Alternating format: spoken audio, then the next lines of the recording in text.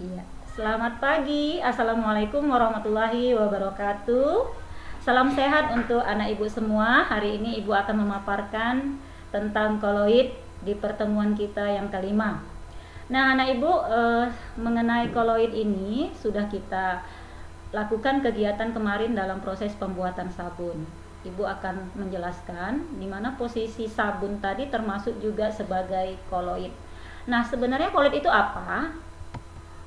Nah, sebelum sampai kepada penjelasan, di sini kalian bisa melihat tujuan pembelajaran kita.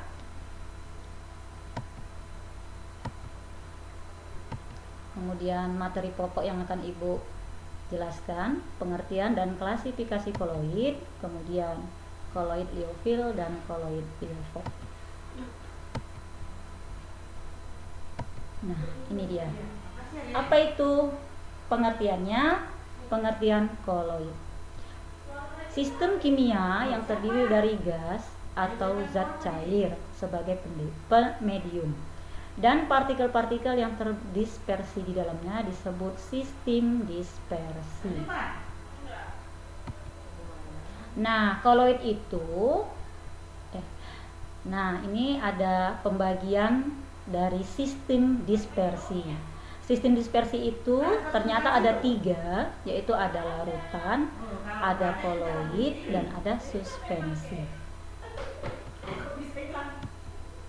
Nah, apa itu larutan? Kita akan membedakan antara sistem dispersi larutan dengan sistem dispersi koloid dan sistem dispersi suspensi. Untuk larutan, dia campurannya homogen dari 2 atau lebih zat. Sedangkan ukuran diameternya lebih kecil dari 1 nanometer. Kemudian tidak dapat disaring. Sifatnya stabil, artinya tidak memisah jika didiamkan, dan jernih. Ini contoh dari larutan yang sering kita lihat di kehidupan sehari-hari. Ada larutan gula, larutan garam, kemudian ada larutan alkohol, dan lain-lain. Berikutnya, Ibu akan membedakan larutan dengan suspensi. Suspensi adalah campuran heterogen dari 2 atau lebih zat. Jadi dia heterogen. Kalau tadi larutan dia homogen. Nah, ukuran diameternya lebih besar dari 100 nanometer. Kemudian dapat disaring dan sifatnya tidak stabil atau membentuk endapan jika didiamkan, dan penampakannya keruh. Nah, ini contohnya adalah larutan pasir, ya, pasir yang dicampur dengan air. Kemudian ini ada air kapur yang kita larutkan, kemudian dia mengendap. Berikutnya adalah poin penting yang akan Ibu jelaskan tentang koloid. Nah, kalau koloid ini posisinya berada di antara larutan dan suspensi. Ukuran diameternya juga antara 1 sampai 100 nanometer. Kemudian tidak dapat disaring, stabil atau tidak memisah jika didiamkan. Kemudian sifatnya juga tidak jernih. Nah, ini ada contoh koloid seperti ada mayones, santan, dan lain-lain. Untuk klasifikasi sistem koloid, ada yang disebut dengan sol padat, di mana fase terdispersinya padat dan fase pendispersinya juga padat. Contohnya adalah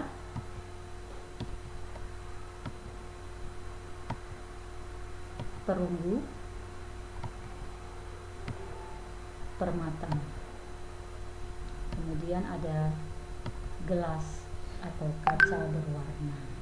Termasuklah benda-benda yang Ibu tampilkan ini termasuk sol padat, karena yang terdispersi padat dan pendispersinya juga padat.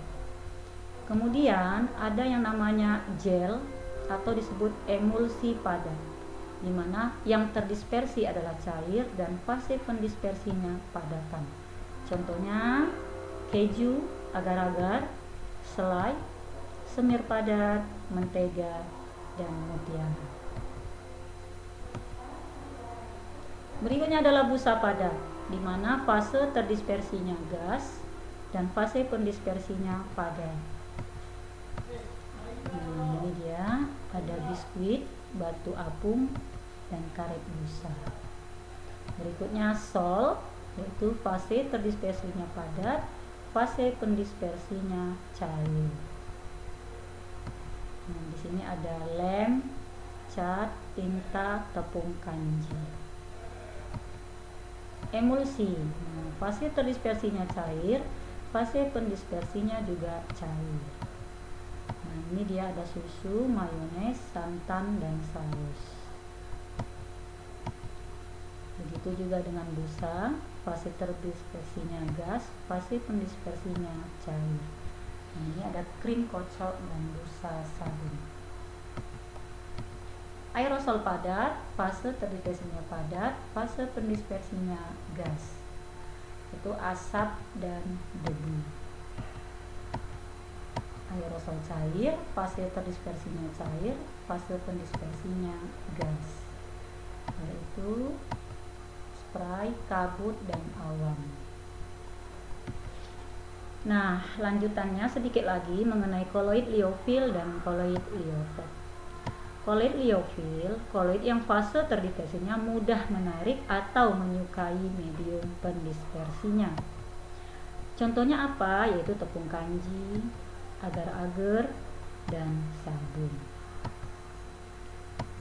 Sedangkan koloid liofil, koloid yang fase terdispersinya sukar menarik atau tidak menyukai medium pendispersinya. Nah, untuk perbedaan koloid liofil dan koloid liofil ini bisa kalian lihat. Sementara pemanfaatan sifat hidrofil dan hidrofob, yaitu bagian polar bersifat liofil, bagian polar bersifat liofil. Terima kasih.